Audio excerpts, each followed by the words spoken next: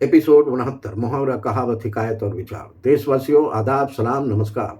मैं इस्माइल बाटीवाला आप सभी का 69वें एपिसोड में स्वागत करता हूँ। आज की कहावत है, चंदन को आरसी क्या, पढ़े लिखे को फारसी क्या।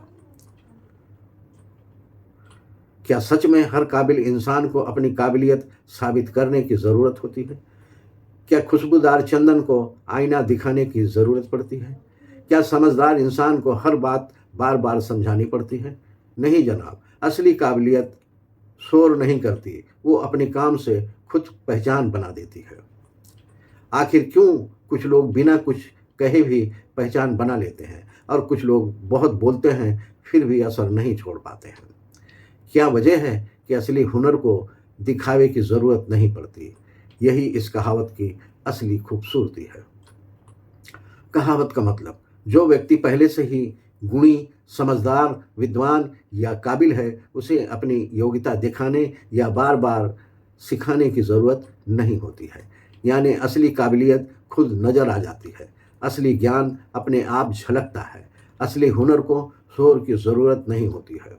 इसीलिए कहा जाता है, चंदन को आरसी क्या, पढ़े लिखे को फारसी क्या।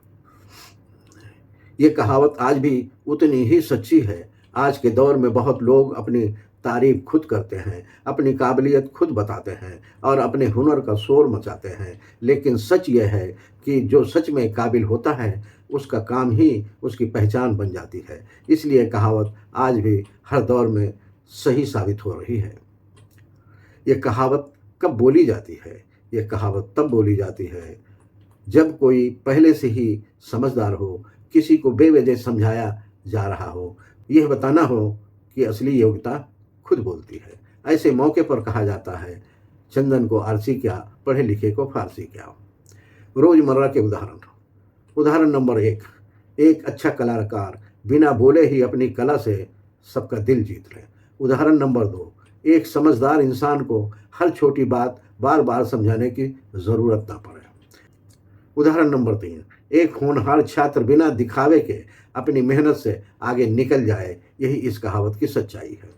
उदाहरण नंबर 4, कोई व्यक्ति कम बोले लेकिन उसका काम बहुत कुछ कह दे।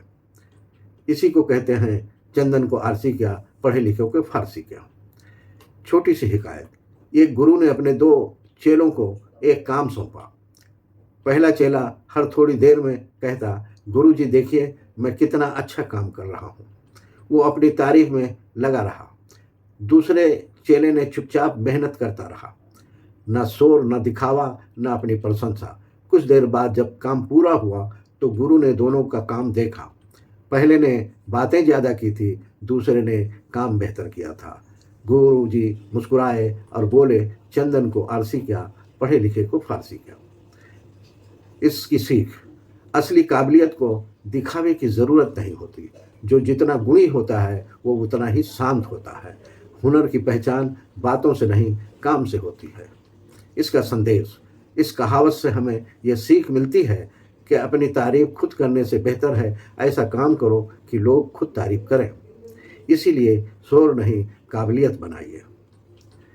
जो पहले से ही काबिल है, उसे समझने या दिखाने की ज़रूरत नहीं होती है।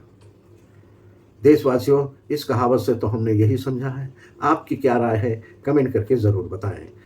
ये सिर्फ वीडियो नहीं है, बल्कि जागरूकता मिशन है। हर विचार, हर कहानी का मकसद जागरूकता और बदलाव लाना है।